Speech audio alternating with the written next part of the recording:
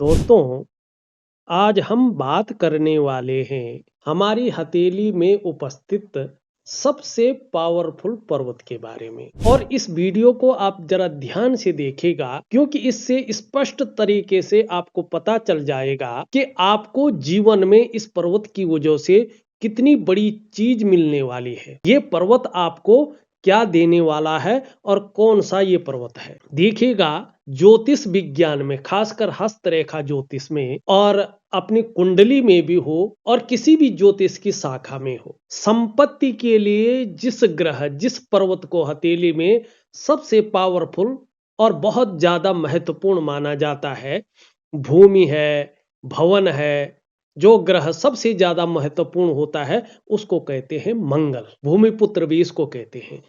और हमारी हथेली में इन दो जगहों पर, ये पहली जगह है और ये दूसरी जगह है, यहाँ पे इन चीजों को मंगल पर्वत कहते हैं। ये निम्न मंगल पर्वत है, अंदरूनी मंगल, और ये बाह्य मंगल पर्वत है, उच्च मंगल पर्वत। ठीक है ना। ये जो मंगल ग्रह है, अगर आप इसको ध्यान से पढ़ें, इस पे रिसर्च करें, तो ग्रहों में सेनापति इसको माना जाता है।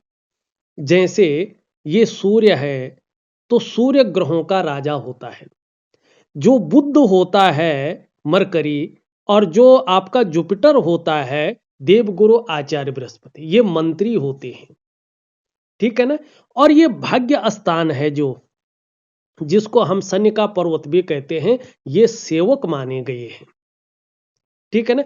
उसी तरह ये मंगल जो है, ये ग्रहों का सेनापति है। ग्रहों का सबसे आगे का जो प्रमुख प्लेनेट है, जो रक्षा प्रोवाइड करता है, ये मंगल होता है। और दूसरे चीज देखा जाए तो आपके शरीर की शक्ति कितनी है, आपके शरीर की ऊर्जा कितनी है, आपका आत्मविश्वास कितना है और आपका पराक्रम कितना है, ये बात आपकी हथेली के मंगल पर्वतों की स्थिति को देखकर एक हस्तरेखा शास्त्री, या आप भी हस्तरेखा के बारे में अगर थोड़ा बहुत जानते हैं, तो ये बात आपकी हथेली के मंगल पर्वत डिसाइड कर लेते हैं।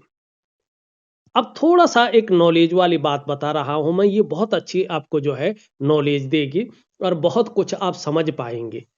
जो ये मंगल है ना, मंगल ग्रह, ठीक है ना, इसका मुख्य तत्व होता है, देखिएगा, हमारे जो शरीर है ना, ये पंच तत्वों से बना हुआ है, 5 एलिमेंट से। और इसमें मंगल ग्रह की भी बड़ी भूमिका होती है, मैं कहूं तो सबसे ज्यादा भूमिका होती है। इसका जो तत्व है, ये अग्नि है, फायर एलिमेंट का मालिक आपका मंगल है। हालांकि अगर आप बारीकी से रिसर्च करने वाले लोगों में से हैं, तो थोड़ा रिसर्च कीजिएगा। आपको 3 हिस्सा इसका होता है फायर का, एक हिस्सा होता है वाटर यानी पानी का। मगर हम जो है मोटे तौर पर मंगल को देखें, तो ये अग्नि तत्व का मालिक होते हैं। मंगल का जो मुख्य रंग है, वो लाल रंग होता है। और मंगल की जो धातु है, मंगल की जो मेटल है, वो तांबा है। और मंगल का जो अनाज है, वो जौ है, यव। भूमि है, भवन है, इससे संबंधित चीजों पर मंगल का ही अधिकार होता है। जमीन का मालिक भी यही है। इसी से पता चलता है कि हमारी जीवन में कितनी संपत्तियां हम अर्जित कर पाएंगे, कितने भूमि भवनों का मालिक बन पाएंगे, ये सब इसी से पता चलता है। हम अपने घर का स्वामी बन पाएंगे, हमें घर का सुख मिल पाएगा, नहीं मिल पाएगा, ये आप मंगल की स्थितियों को देख के अपनी हथेली में स्पष्ट तौर पे पता कर सकते हैं। जमीन से निकलने वाली चीजों का मालिक भी यही मंगल है। और जो चीजें जमीन से जुड़ी हुई हैं, भूमि से जुड़ी हुई है, उनका मालिक भी मंगल है। इसीलिए इस मंगल पर्वत को भूमिपुत्र भी कहा जाता है। मकान है, जमीन है और दुकान है, ये बिना मंगल के आपको नहीं मिल पाती है। ठीक है ना। फिक्स प्रॉपर्टी है, जो अस्थाई संपत्ति है, वो हथेली में इन मंगल पर्वतों के संतुलित रहे बिना नहीं मिल सकती है। चाहे वो मकान हो, चाहे वो दुकान हो, ये मिल ही नहीं सकते अगर आपकी हथेली में मंगल पर्वत दूषित हो। अस्थायी संपत्ति ज्यादा देर तक नहीं रह सकती है। अगर किसी कारण आपको अपने जीवन काल में जमीन मिल भी गई, किसी कारण से आपको मकान मिल भी गया और आपकी हथेली में मंगल पर्वत आपका बहुत फेवरेबल नहीं है, तो आप उसे बहुत दिन तक रख नहीं पाओगे। देर या सवेर उसे बेचने की जरूरत आपको पड़ जाएगी। इसीलिए आपको अगर प्रॉपर्टी पाना है, मंगल पर्वत के, मंगल ग्रह के अच्छे परिणाम पाने हैं, तो इसके लिए आपको जो है मंगल पर्वतों को संतुलित रखना होगा। प्रॉपर्टी आपके पास मेंटेन रहे, ये बात भी आपकी हथेली में बने, इस पर्वत पर निर्भर करता है। अब थोड़ा सा इस प्रकार से समझें आप, थोड़ा मैं इसको और भी बारीकी से आपको एक चिन्हों के द्वारा समझा रहा हूं। देखिए, अगर आपकी हथेली में जो ये मंगल है, उच्च मंगल, निम्न मंगल सॉरी, और ये उच्च मंगल, अगर इन दोनों पर कहीं ना कहीं जो रेखाओं से इस प्रकार के ट्रेंगल बन रहे हों, त्रिकोण जिसको कहते हैं, और ये त्रिकोण बनना बड़ा शुभ माना जाता है, ठीक है ना। और इसके बारे में कहा भी गया है, सूर्य चंद्र लता नेत्र अष्टकोण त्रिकोणम मंदिरम गज अश्वानाम धनी सुखी भवित। बहुत अच्छा माना गया है इसको। ऐसे लोग सेना में, पुलिस में, या ऐसे काम में जिसमें साहस की बहुत ज्यादा जरूरत होती है, वहां ये लोग जो है अपना करियर बना लेते हैं। बहुत अच्छा करियर इन लोगों का बन जाता है। अब कहीं ना कहीं अगर आपके निम्न मंगल पर इस प्रकार से स्पष्ट कुछ रेखाएं हो, बहुत ज्यादा नहीं, कुछ ही रेखाएं हो, स्पष्ट हो, सुंदर हो, सरल हो, तो इनको भी शुभ माना जाता है। ऐसे जातक सही समय पर अपनी ताकत का इस्तेमाल करते हैं और अपने जीवन में कई राष्ट्रीय और अंतर्राष्ट्रीय प्रतियोगिता जीतते हैं।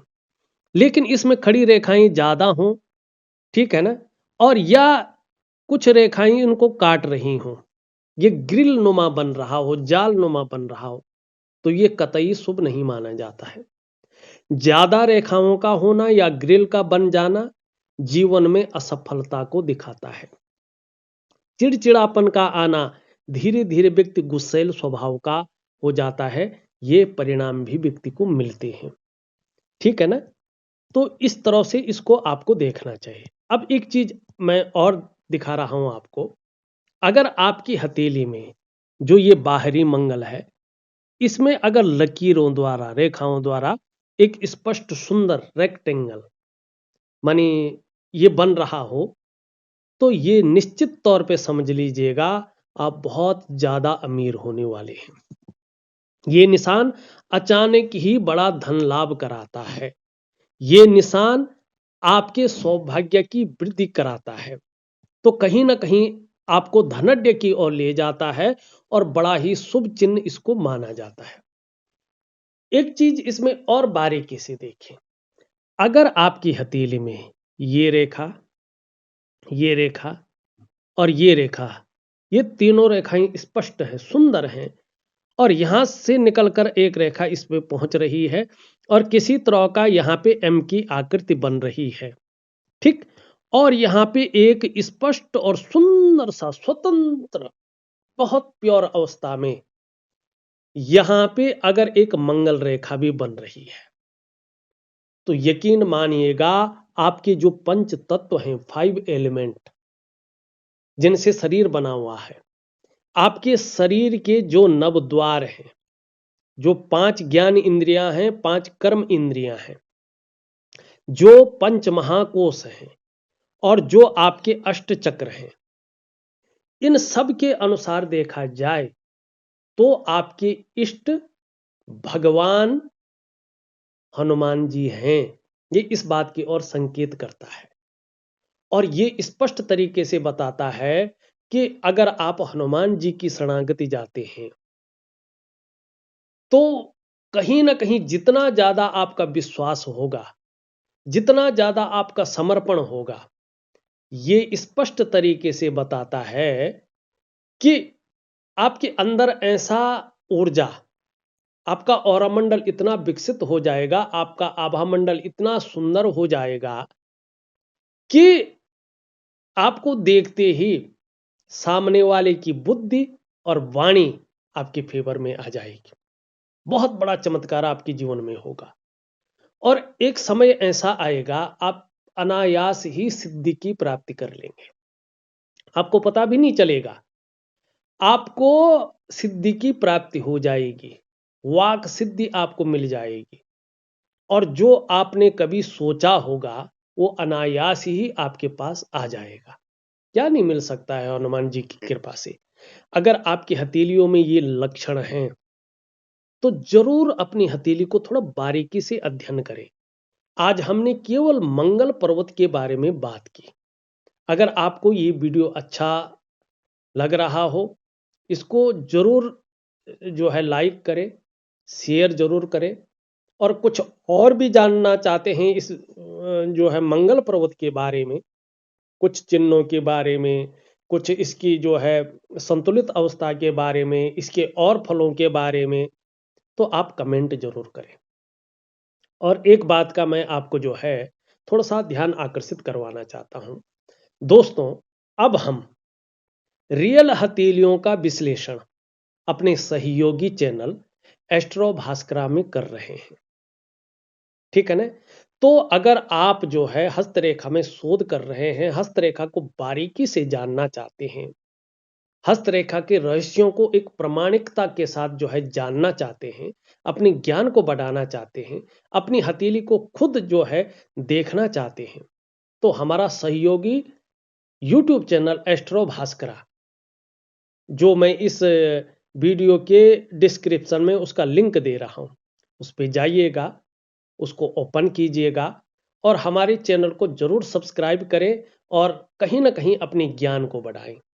तो इस अंक में बस इतना ही। एक नए अंक के साथ पुनः उपस्थित होऊंगा, तब तक के लिए नमस्कार।